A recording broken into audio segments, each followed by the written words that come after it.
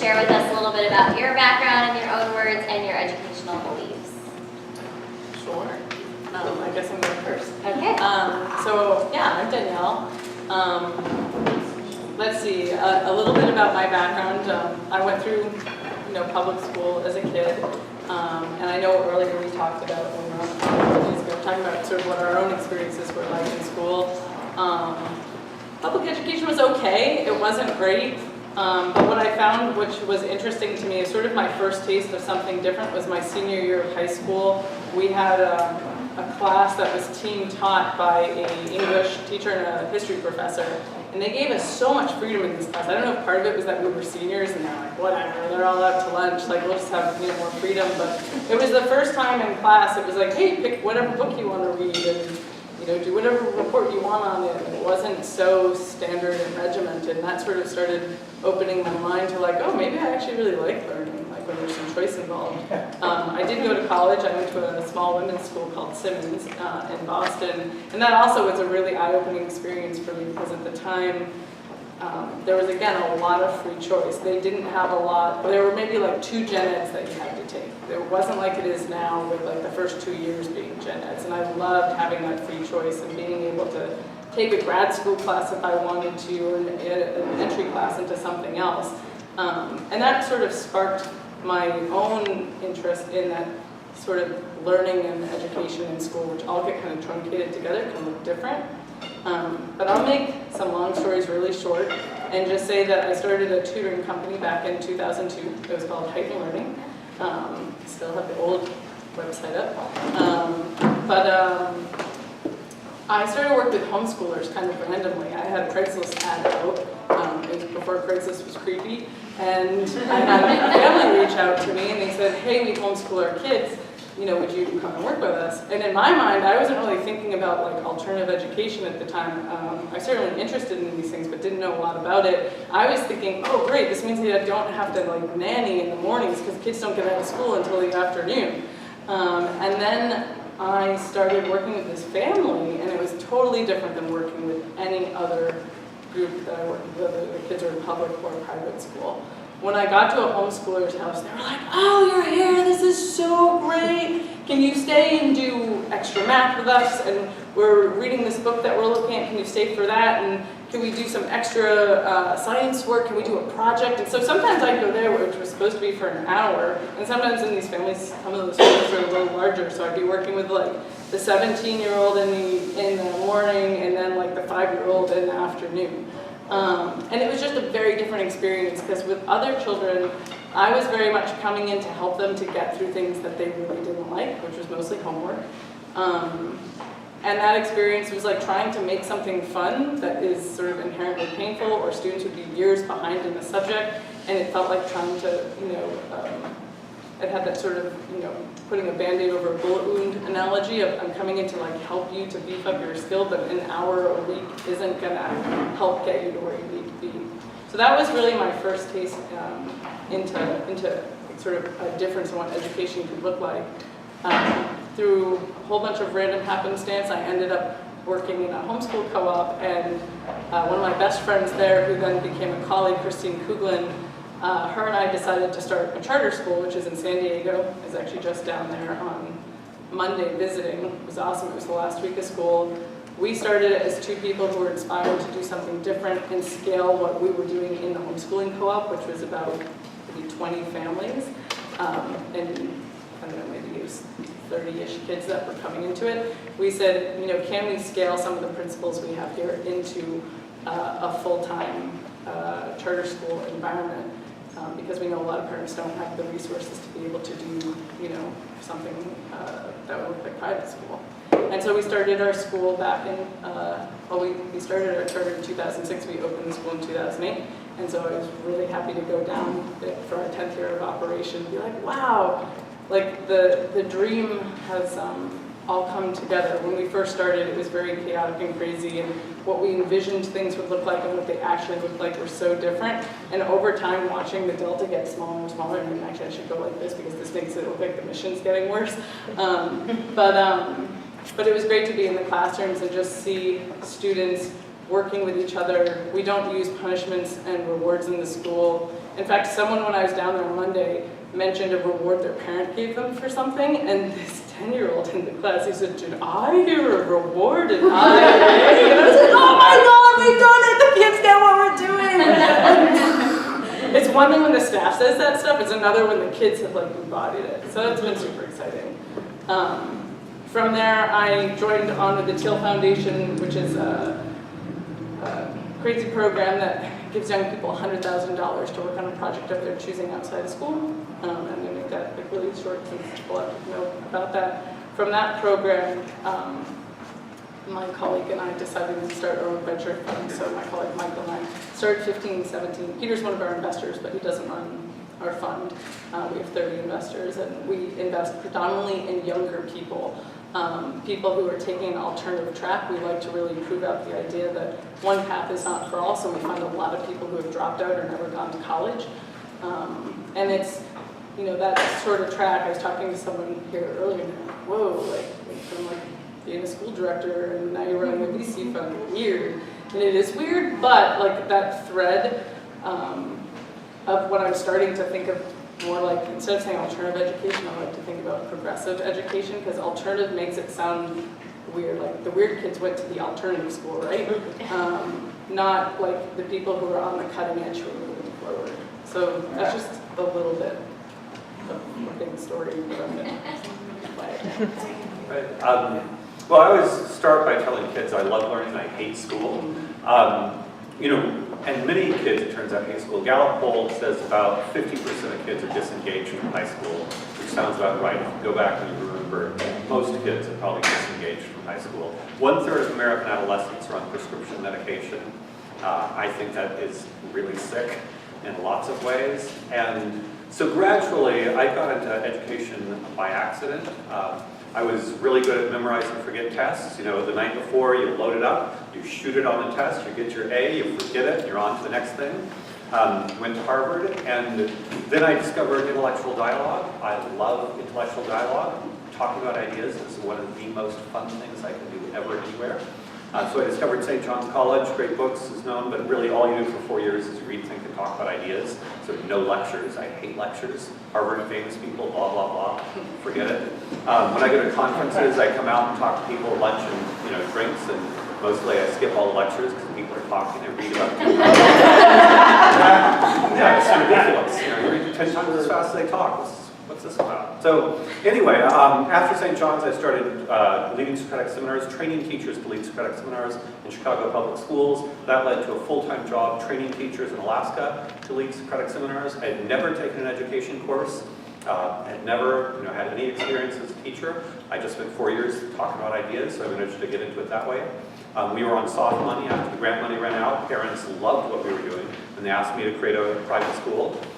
So by accident, an education entrepreneur, I'd been spending, at that point, years training teachers to lead Socratic seminars, but budget, how do teachers get paid? You know, how, you know, so I had to figure it all out. That led to basically a 10-year career creating small private and a charter school.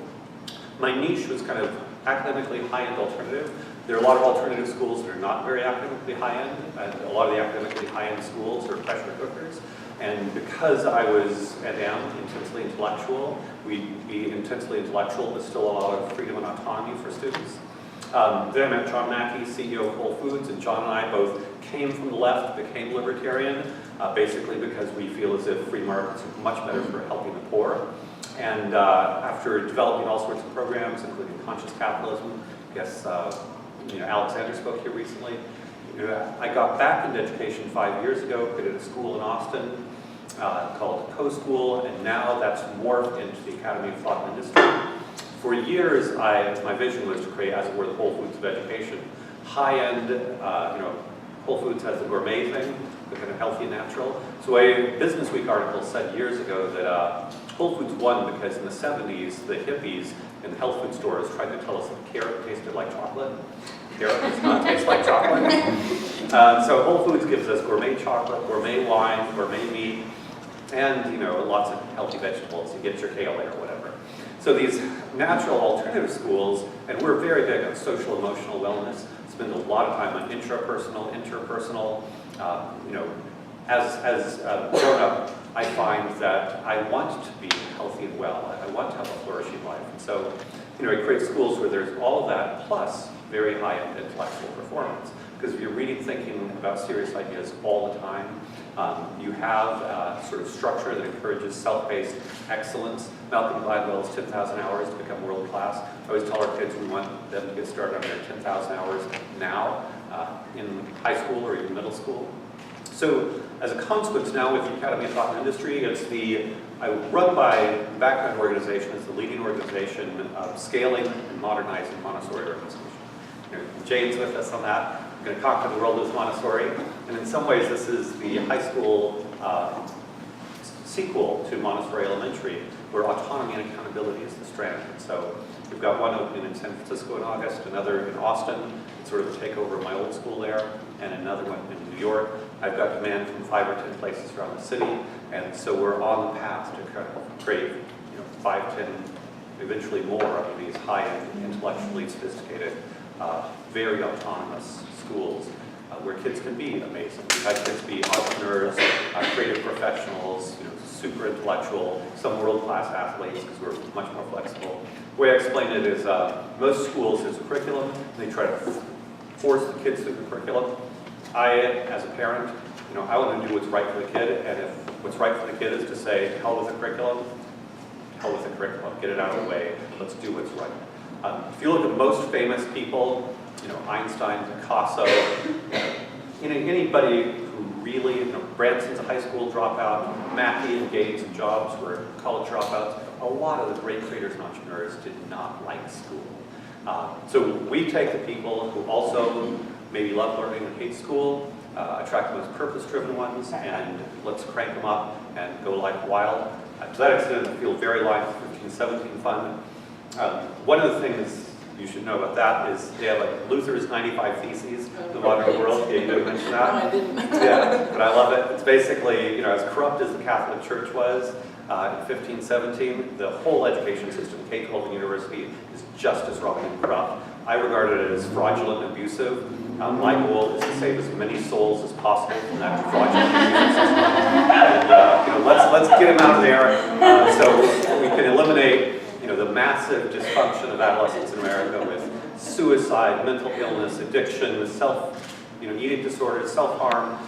If any of you have teenagers, you know, be afraid, be very afraid. Get them out of there quick unless they're really strong. But I'll start ranting. Thank you. So I've had parents, you know, ask me questions about their children's education, like, you know, they have a little precious 6-month-old and they don't know what preschool do I need to get this child into to make sure they get into that Ivy League, you know, the top high school and the top Ivy League university. Is that kind of success the measure of a great education? What do you guys think is the goal of education? How do we measure the success? All right. I mean, I think in general it's really interesting that we think about like school as sort of the end goal for people, but actually I think a lot of it is one step higher up from that, which is the job market. It's about having a good career. Most of us as people in society want to see other people doing well, and in our society, you know, that means being able to contribute. Our economic system is, you know, based off, you know, resources and things like that, what we're able to collect and what we're able to give. And one thing that I think is really interesting is I think that actually the top of the funnel that people are really concerned about is like my child going to be able to make it within society. And what I often talk about is that what I would like to see is, especially, you know, because not everybody is going to start their own business. It's just, you know, I can start my own business, like, is my very, very first thing I ever did, and that's not, you know, for everybody. But I think that there could be some really interesting changes that take place, because what hiring institutions do is they use your college as a proxy for an assessment. Assessment is really, really, really hard to do, and it's hard to do well, and it's hard to have something that other people understand. Like even at Innovations Academy, we have assessments which are a lot of self-assessments and reflections and a balance of the teacher's assessment and reflection as well. It's hard to translate that to another institution because it's not as simple as like, oh yes, this person has an A now, this is what this looks like. When someone hands you their portfolio, you actually have to work to go through it. You can't just say, oh, this is this mark, and this is a universal principle that we all understand. So hiring institutions are using that as a proxy, but I think we're starting to see some changes in hiring institutions where at least they're saying, now I'm not in practice at them, but they're saying, hey, we're not looking at where the degree is from as like a first cut and things like that. And we are seeing institutions being able to do their own assessments in a better way. And I think one thing that we might see in the future is people talk a lot about culture in companies, and so you might see, young people, maybe even very young people, we like to sort of jokingly, like half-jokingly say that child labor is good at 15, 17, like kids love to do real work. Like this is, Montessori is all based on this. It is all based on children having relevant experiences in the world. And so if you have a company that you really love and you want to work for, and they can assess and say, hey, this person is a good fit for our company, whether that's culture or otherwise, and hey, we can train them up here to do this, then I think the education system actually starts to fall apart. Because then it's not about where did you go to school to go get a good job. It's about like, hey, how did you find a good fit for you for what your adult sort of path would be? And of course, education isn't just about getting a job, it is about being an educated person. But being an educated person versus having a piece of paper are very different. I'm going to pass the baton to Michael in a minute, but a lot of people talk about like this idea of lifelong learning, but it's rare for people to come out to a talk and want to discuss ideas and things like that. It's like, well, why is that, and why does that happen, and how do we instill that in people, and is that something that you can really measure, and what does that look like? When I worked with homeschooling families, what I found was that environment was there. It wasn't just the children who were learning, the parents were often learning a lot of the times. And even with each other, they would teach classes and the other parents would come and sit and be like, yeah, I want to understand algebra better, like I'm going to be in here now. And that's just a different environment than what we think about. But how to sort of mark that and make like a sort of a framework that a large group of people can understand it is really difficult. So I'm really curious to hear what Michael has to say about that. So you're responsible, I can rant a little bit. Yes, go! So, no, I think you guys are, you're professionals. You see who's interesting and amazing at your workplace, and then who's really interesting and amazing at the world at large. And so I would say, yeah, our job as educators and parents is to help find the genius out of every child and just crank it up to make that kid absolutely spectacularly amazing. Pablo Picasso could barely do arithmetic. Turned out okay,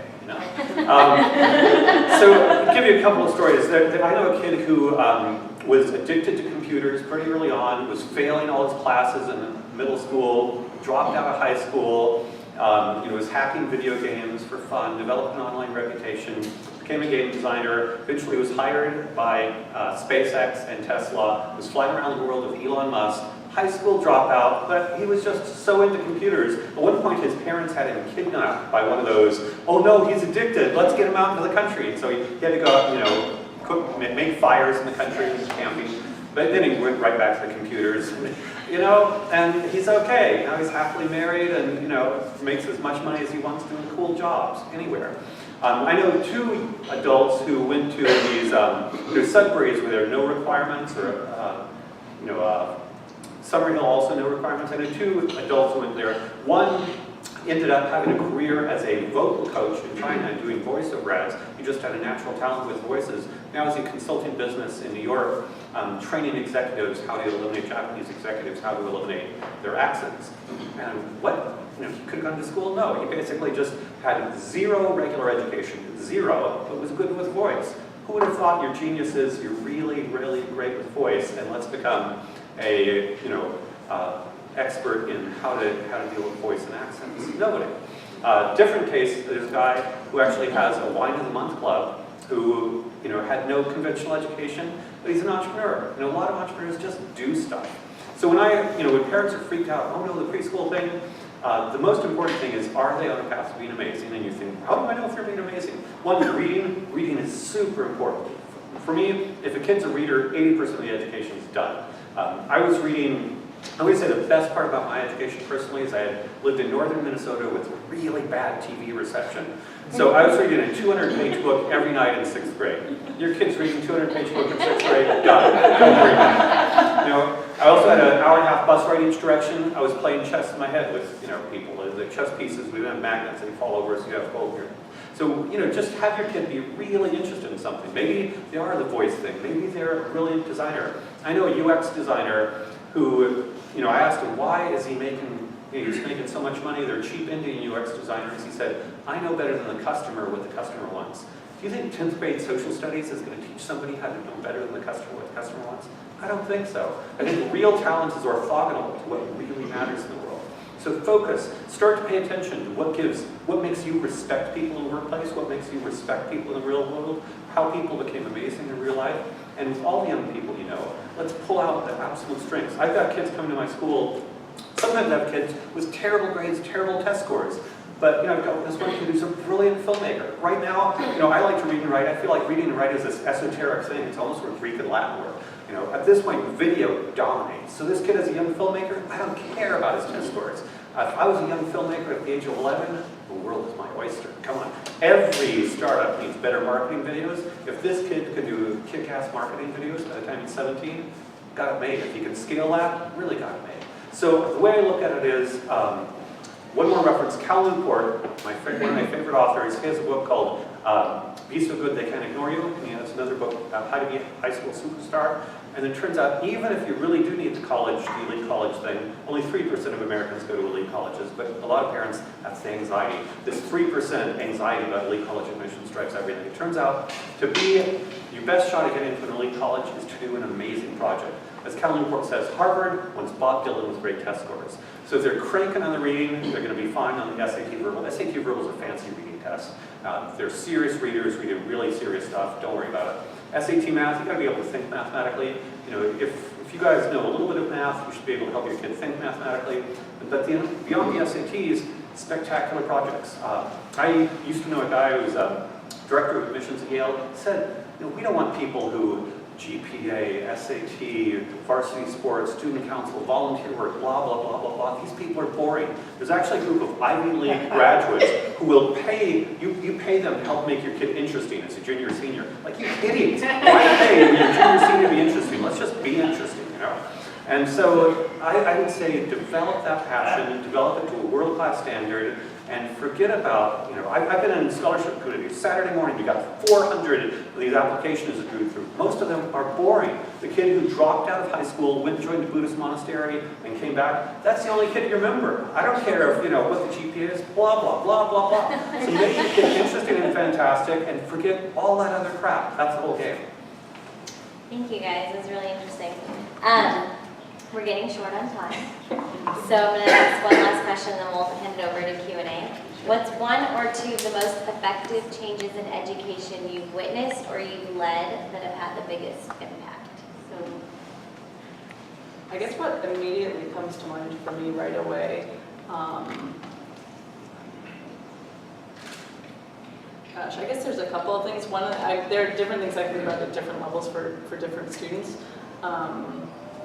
I do think it's been very impactful just that the conversation about education is changing. Parents are questioning things, students are questioning things more than they used to, and I think it's really great. When I was at the Teal Foundation 8 years ago, the whole question of should you go to college or not was like blasphemy.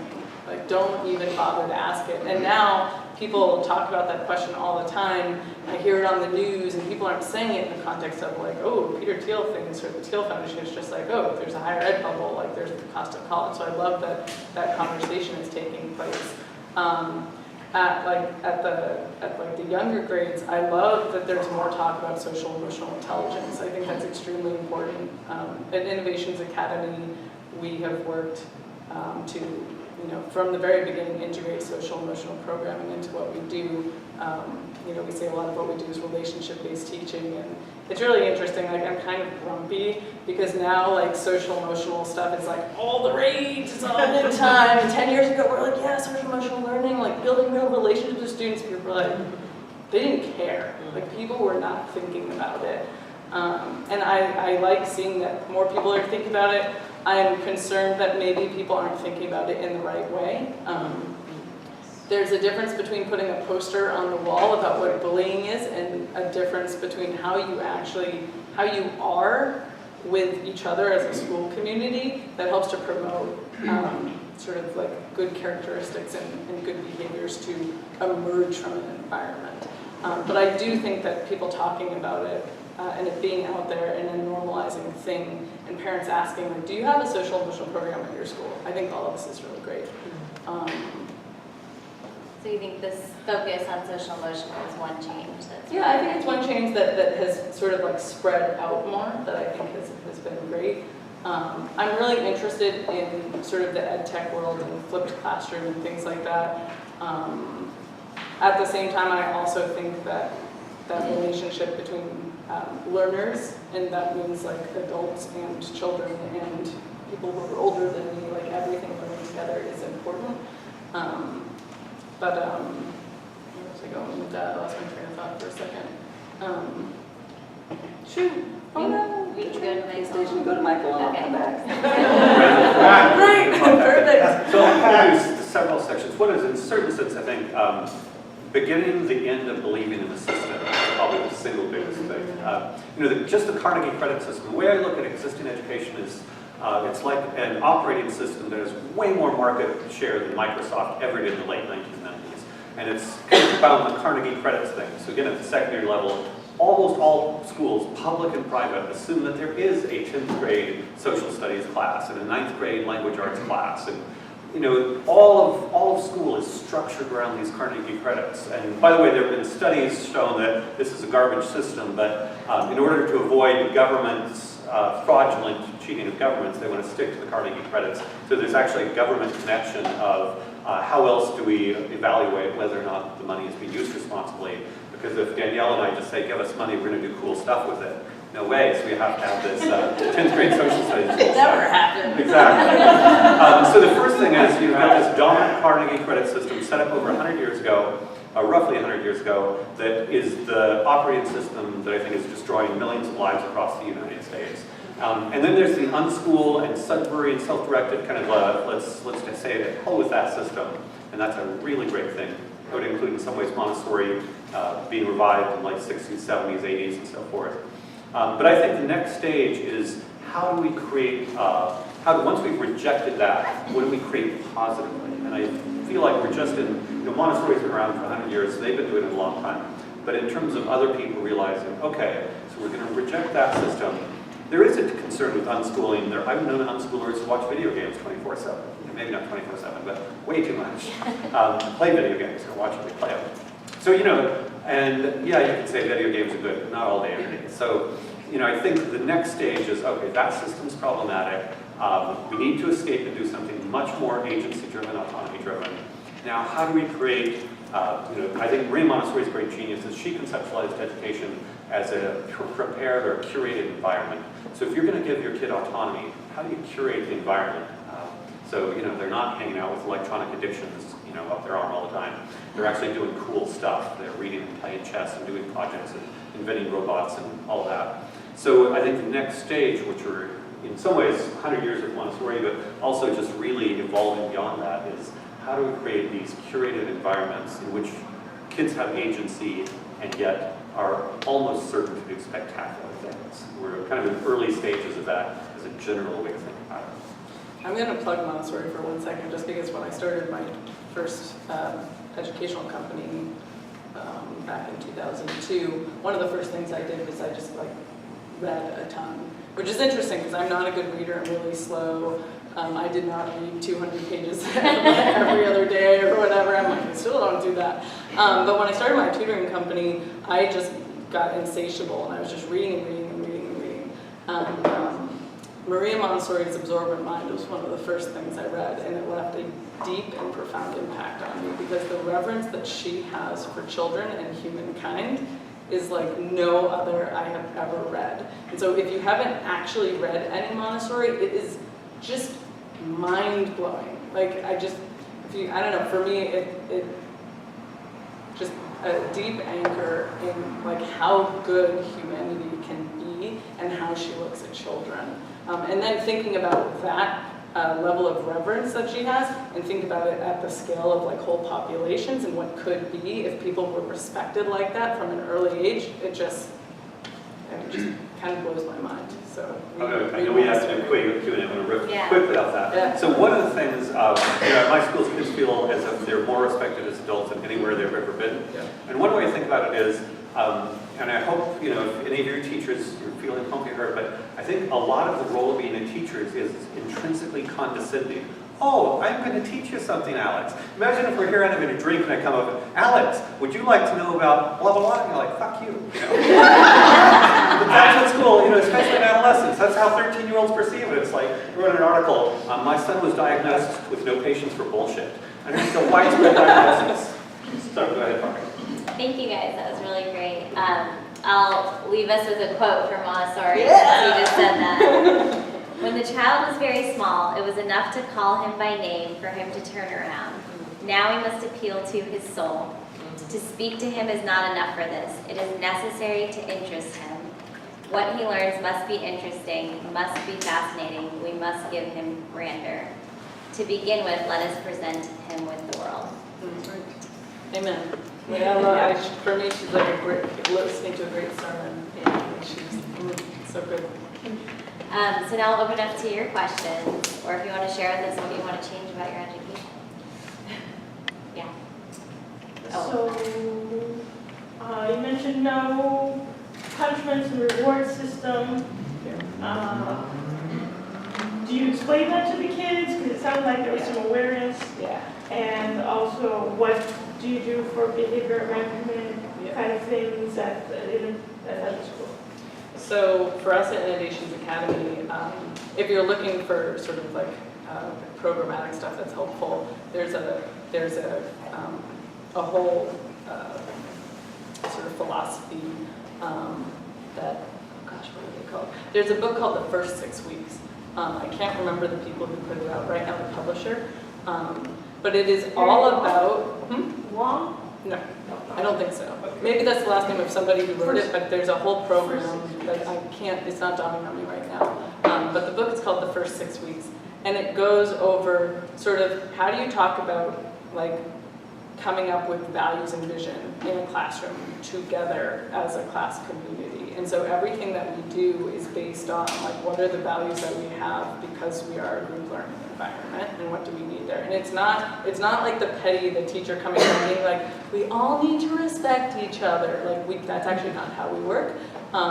It takes a long time, that's why it's 6 weeks of laying this framework of like, how do we come up with like mission? How do we come up with values? And every year, and even during the school year, they're iterating on these things and seeing like,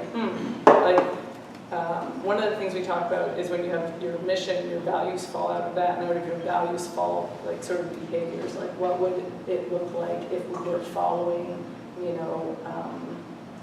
if we had a value of loving each other in class, like coming from a place of love, what would that look like?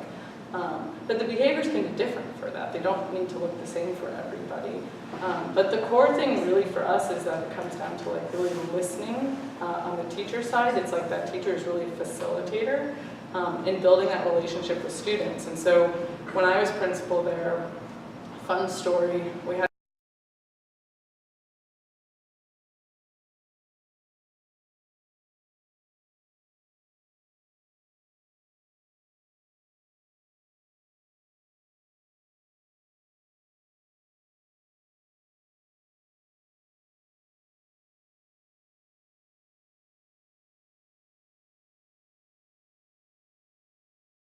we believe that students have needs that want to be met, and there's always a time and a place for that. I'll go on a quick aside for a second. We had one student who swore in class, and was like, oh, okay, well, we don't want that happening in the class, but we're okay with it happening in school. So that student, the teacher asked me to talk to the student, and I talked to him, and it's like, hey, what's going on for you? So it's always like, we always are looking at the deeper reason for what's happening. Oh, I was really frustrated with what I was doing, and just, fuck, slipped down my mouth.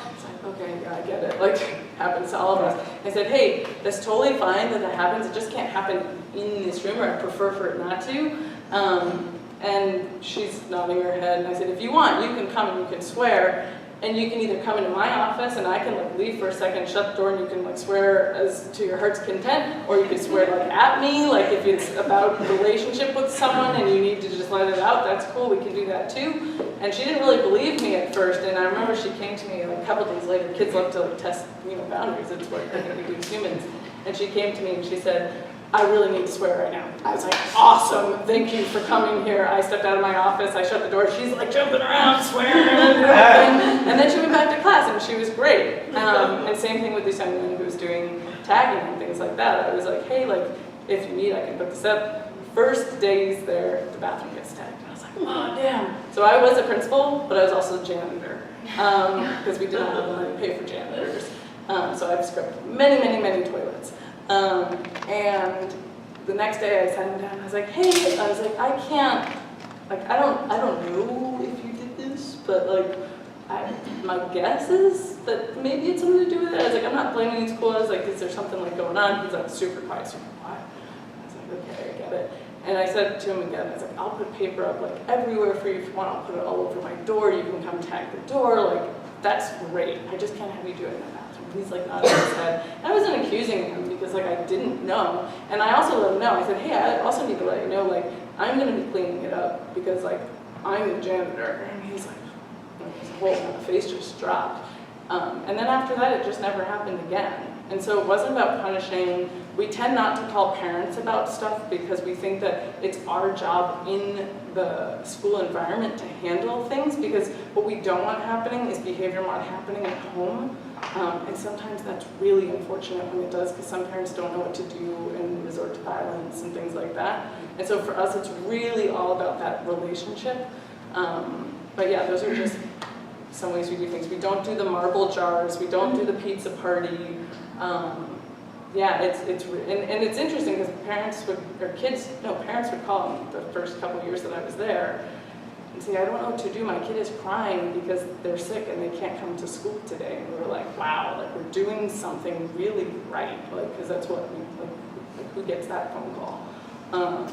And so yeah, that's how we do it. So it takes a lot of time, a lot of patience, a lot of like, kind of like therapeutic level work with people, but it's what we do. There's a super quick few additional things all in line with that. Attention is love. Kids are attention sponges. And so I'm absolutely scrupulous about giving them attention for the positive stuff. Any sign of intellectual interest or curiosity, I'm all over it, give them attention. Because one of the things, sometimes kids get in cycles where they get attention for being bad, and that's when you get really negative things. So a lot of attention for all the positive stuff. And then the other thing is interpersonally. If somebody is not paying attention to me, excuse me, are we together? Are we talking? Really insisting on presence between us, and as much as possible, kind of build up the positive. Demand is an interpersonal thing, not an authority thing. Come on, are we here together or not? And then ultimately, what do you want? Do you want to be here? If you don't want to be here, let's have a different conversation. Well, and I think it's also about modeling those things for students, because you can't say like, are we here, unless as a human, you're here for the young person, and just showing that. Yeah. So apart from your own innovations and ventures, what do you see the role in San Francisco and the Bay Area in terms of innovating education? Is it an area that's sort of incubator and leading the way, or is it sort of more reactionary? And what are the more like promising or frustrating aspects of this particular area in education space? I'm going to have you go first. Actually, there's an organization called Silicon Schools Fund, which is funding innovative models. I think they're fabulous. They're very much on the right track. They've funded like 40 or 50 innovative models. They're a venture philanthropy model, which I think is brilliant. Because you don't know for sure which particular school or which particular organization is going to win, just like with venture capital. You get 1 out of 10, that's great. And so I think Austin is fabulous. I think San Francisco, or the Bay Area generally, is one of the other really fabulous areas, because again, it's all about innovation. You got to try lots of stuff. When people say, oh, but you could try some stuff and destroy kids' lives, I'm like, Detroit's been destroying kids' lives for 50 years. Let's a little bit. So yeah, I think it's relatively good. Not as good as it could be, but relatively good. I want to hear what Kari has to say about that. You started the school here in San Francisco. I think that we want technology to be like this, cure for all that ails education, and we're quickly finding out that it can't fix as many problems as we had hoped. But I think it still will, you know, of course, like you said, there's going to be a lot of failed experiments before we find things that really work. And I think there are some things out there that really work, but it's just not what people maybe hoped. Just, yeah. Actually, just to riff off that, so I love ed tech and I love the rise of ed tech, and there's also always going to be human side. And so I think with the ed tech communities, maybe just beginning to learn is yes, ed tech, and you need more sophistication. Can't on the just human replace side. those teachers or get rid of the books. Yeah, I agree. The guy standing up there in the back. Yeah, I'm hearing a lot about engaging kids in things that they're interested in, adapting to their particular needs. But somebody earlier also mentioned the notion of being generally educated. And I'm curious, all your perspectives on that. If you have somebody who's very interested in one thing or another thing, then that's great, but should that kid also be forced to learn a little bit of history or things like that they may not be so interested in? How do you balance being generally educated with, you know, focusing on the things that the kids have energy for? I guess one thing that's interesting to me here is like the word force that you used. And so I think that when we come from a place of force, learning doesn't really happen, at least not in like that longitudinal way of like, oh yeah, like I really like developed a deep interest in this. But I do think exposure is good for people. You know, at Innovations Academy, we don't do this program anymore because it was just very intensive to run, but on Mondays and Fridays we used to have experts coming from the community and share about different sort of work they were doing in different professions to give students sort of like broad overarching exposure to different things. Because I do believe that like unless you have, you know, unless you've like dipped your toes in the water on something, you don't know if you like it or not. It's like trying new food, right? Like until you've tried sushi or although my sister, who's very contrarian, and I'm pretty contrarian, but she's even more contrarian, she used to say to my dad, well, I know that, you know, I wouldn't like a fork stuck in my eye. I don't have to try that. And I was like, oh, damn, you're right. I do think exposure is interesting and can be done in a way that is through inquiry instead of through like, well, we have to read this part right now. Like, I just think it can look pretty different than the way that is traditionally done. I know Michael's going to talk about a lot about inquiry. Sure. So we have, in our model, we have 3 required classes. So they are required. One is Socratic Humanities, another is Math Problem Solving, and the other is Life Design. Socratic Humanities, again, I love great books. We read a lot of classic texts, some contemporary texts. So all the kids are reading and thinking and talking about Confucius, Lao Tzu, Buddhism, Hinduism, classics in Judaism, Christianity, Islam, Greece, Rome. So they were exposed to lots. They read, think, and talk about lots. And math problem solving, we want them, even if they're math folks, we want them to be exposed to how to use math to solve science, engineering, design, you know, variety of problems. Life design, we do interpersonal, effective tools for effective living, time management, project management, futurism. So we have a whole bundle that's absolutely required, precisely because of the kinds of things a lot of kids coming in to high school, what do they like to read? They like to read fantasy novels. What do they like to do? They like to play video games. Okay, nothing wrong with fantasy novels and video games, but there's a big world out there. So I'm totally aligned with what you said.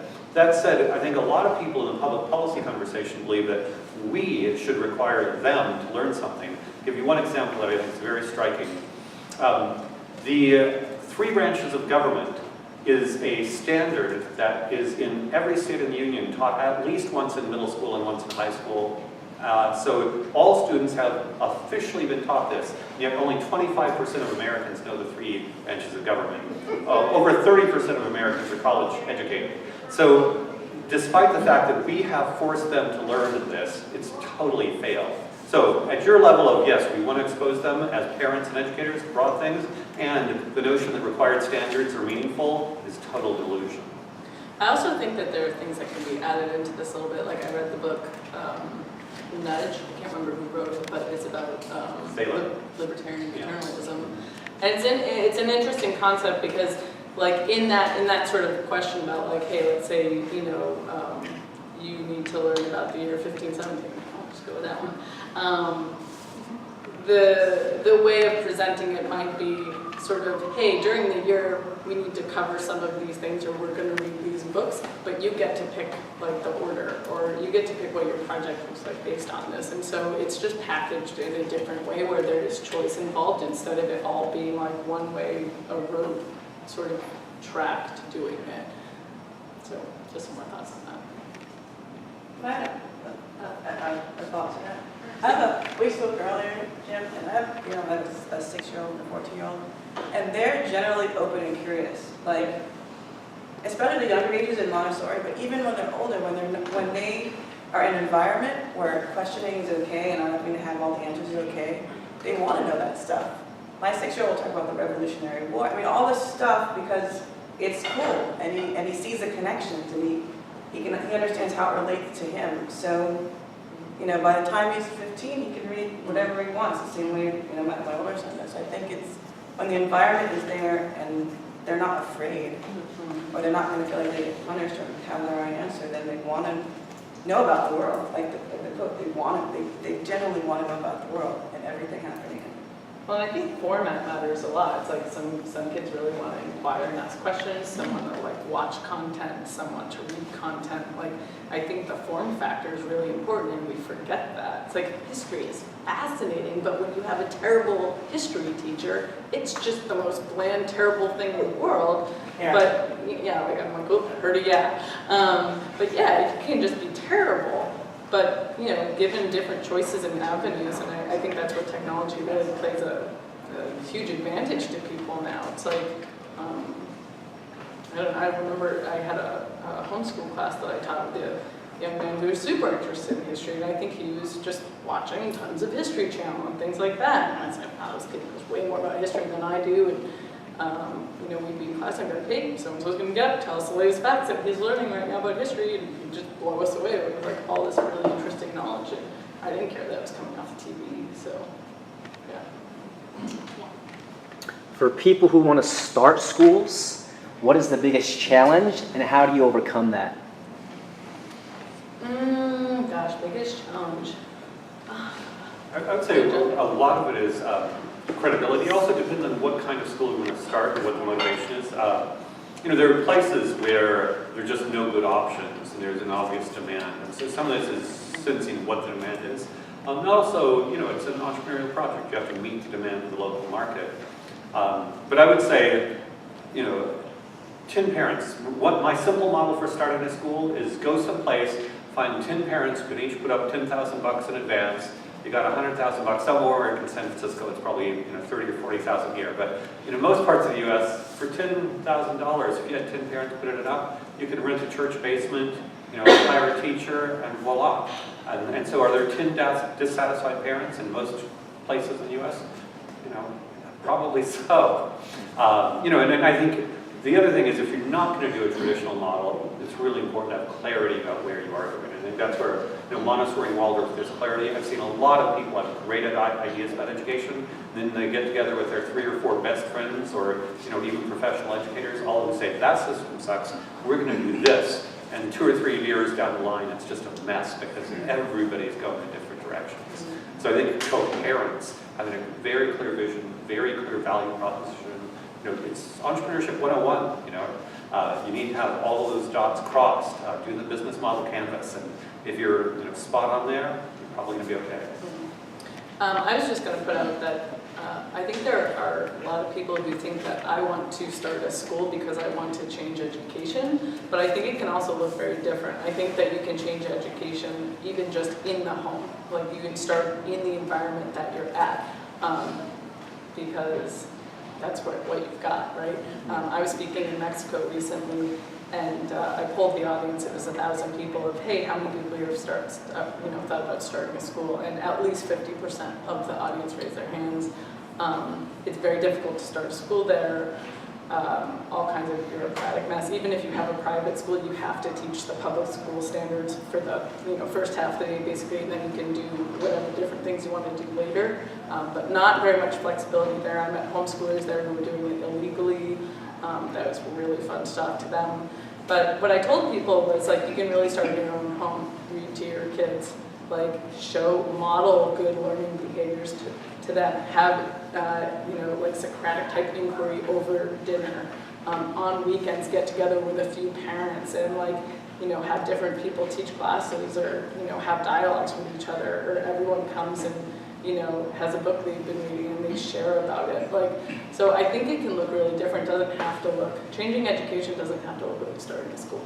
Just one other piece there, I want to obliterate the distinction between homeschooling and starting a school. Right now people think that starting a school is a big deal and homeschooling is something at home. But I know in Austin there's a one-day-a-week school. They're actually chained at campuses in Dallas. So the kids go to school 1 day a week and by professional educators, and the other 4 kind of homeschooling. I also know math academies, and writing academies, and at some point it should all be a la carte. Adam Smith's days, basically a la carte education.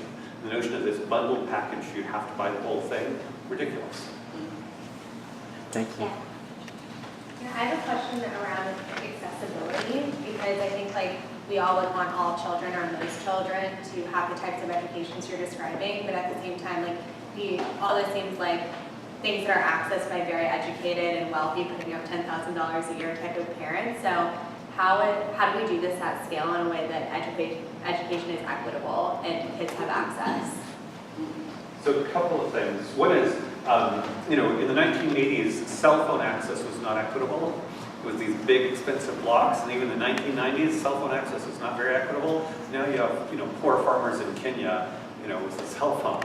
So there's definitely a kind of innovation curve, and I think we're beginning to go that. Again, let's get rid of the mass operating system that's destroying children's lives and have lots more innovations. How do we do that? But the other thing is, so our model, right now we're charging $30K, we're going to go up to $40K. In New York, our school's $40K, going to go up to $50K. But we're looking at an East Bay version that's going to be $12K. And there's a chain of Catholic schools called Cristo Rey, where the high school kids work for 50% of their tuition, and then their parents are only charged 50%. So if it's $12K and the kids are paying half through their work-study internships, it's only $6K. And then at that point, we can start raising money.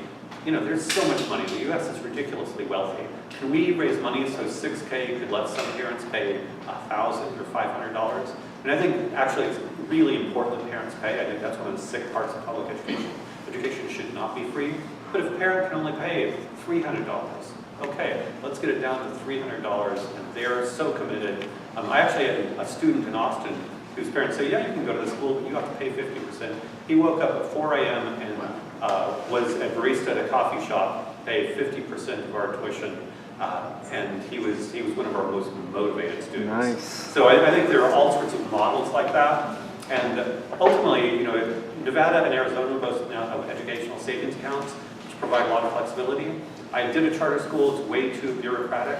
Ultimately, we need to get as much educational freedom as possible, which means minimizing government. I'm a signatory of the separation of school and state, but educational savings accounts are a good halfway house to there. So for me, it's not even about charter versus public, it's about zero connection versus educational savings account, and then let's find cool, innovative models so it's low cost for everybody. I would love to see that obliteration happen.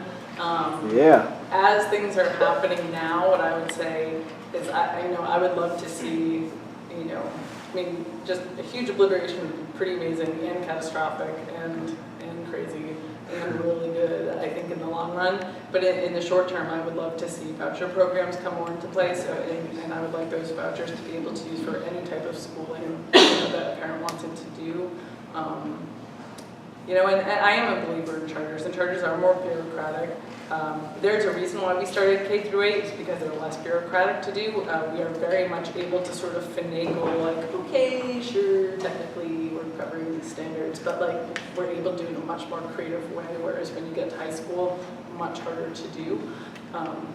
But yeah, I think charters are also, a good way for people to get involved. I think it's really tough here in San Francisco, though. I can't imagine starting a charter here just from a logistics aspect of how do you find a building that a charter school can rent. Right? I don't even know how people would start that. There are a number of charters that are open, that it's more affordable to sort of start there, but it's really difficult here just because of the real estate as well. Yeah, SFUSD is supposed to provide you with a building for Really? a charter school, but they never do. Yeah, so yeah, we had that problem in San Diego where Innovations Academy is due. You have to apply for it, and especially if it's your first year. It's like good luck. Yeah. In fact, our school is in a building that is a public school facility. The San Diego Unified School District is selling it off for to become a condo complex. And so we had to fight to get a bond. They gave us a $20 million bond so that we can buy our own property. And so in another year, we'll have bought a property within the next year. That will be a permanent location, but facilities for schools, so painful. And that, So and that painful. also is due to regulation. Yes. Because of the zoning and Yeah. all of Yeah. that. Okay, one last question. Do you have a question? He's been raising his hand. Sorry. Yes, my question, like some students like your son, are always kind of seeking opportunities to learn and go above and beyond. Is that mentality, do you think, instilled at a young age? Can you teach that type of mentality? What are your thoughts on that? All children are born with that mentality. You think none of that, I guess it goes back to the nature versus nurture conversation. You think it's all taught after they're born? No, you're saying it's inherent. I think it's there, and then other factors come into play. I don't know if I it's think we all entirely think- our system of education that Yeah. destroys it, but other Right. factors come Yeah, into I play. think the school largely beats it out of Yeah. kids. Yeah. But the other factor, and this goes back to, I think, context is really important. So Judith Rich Harris is a psychologist who wrote a book called The Nurture Assumption, and she talks about the power of peer culture. And of course, we know peer culture, regardless of age, peers are super powerful. So as an architect of a child's education, I'm always looking about how to get the peer interactions so they support productive activity. And especially once you expand it beyond, it's hard to get peers to support sitting in a row and yes teacher, but do kids want to have valuable lives? Do they want to be amazing people?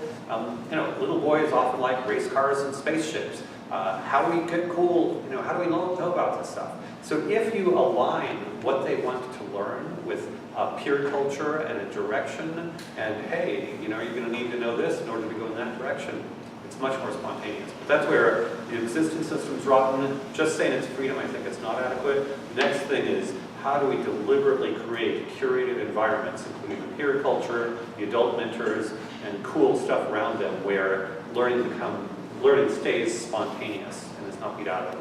And I would say, I'm a little bit concerned about electronic addiction, so if they can play video games all the time, they probably will. Or social media in adolescence, at some point you need to make sure the options are such that the options we want them to, not that a narrow, but a broadly interesting sort of thing, so agency results in the right kind of things. I would just say hang out with some like 3 to 5 year olds. You'll see the similarities between them of kids get really like deep dive into things. I remember when I was doing my tutoring business and I was supplementing with nannying in the morning, and so I was working with a lot of like young kids because I'm not going to like tutor a 3-year-old. And it was just amazing to like, I would take this little girl Jenna, who's now probably 16 years old. I would take her out on walks, and I would let her lead where we went. And so one day we ended up stopping and sitting on these concrete steps that had sort of shells and glass kind of embedded in the steps. And she just wanted to sit there. We sat there for like 30 minutes and she's just looking and touching, and I like add some content to it. It's like, oh yes, that's green. Oh, like what do you like about that, Jenna? Like what's this, what's that? But like I just let her drive everything that we were doing, and it was just amazing to see like how deep she would get into something at such a young age, and just thinking about what we learn when we're so small. Like you learn a whole language. That's really hard, but part of the reason that happens is also out of that motivation of like to communicate and to have that dialogue. And I think that motivation is really there. And like, everyone up here has said that suppression and that force that comes with school just tends to just crush that really, really quickly. At Innovations Academy, we have a no homework policy. That doesn't mean no one ever goes home and does work. We say like all the work should be done like when you're in class. If you're goofing around and you're playing a game or something like that, okay, then maybe you're gonna have some stuff to do because you made a choice about how you'd spend your time. But we had so many parents, especially that first year, who were freaked out. They were like, oh my gosh, how am I gonna know what my kid is learning? How am I gonna, be able to keep up? How are they gonna keep up? And then I remember when we did the first set of like parent-teacher conferences, we got so many comments of, wow, my kid is reading again for pleasure, or they took up this hobby, or we had this great conversation about, the solar system last night, and we're not fighting anymore, and that like natural curiosity and being able to have that time back, kids weren't just playing video games all the time. It wasn't what people feared, and we honestly didn't know exactly how that experiment would play out, but it's been really wonderful to see that even with kids who had been in other educational institutions and had been suppressed for a long time, after a little while of sort of like a de-traditional schooling experience, they were able to get back into their own ideas of what it meant to like learn and be creative and get into a new hobby and go back to reading things. Just do a plug for John Holt. So John Holt is the father of the unschooling movement, right? Yeah. How children learn and how children fail. Great books. Yep. All right, thank you guys so much. Great questions.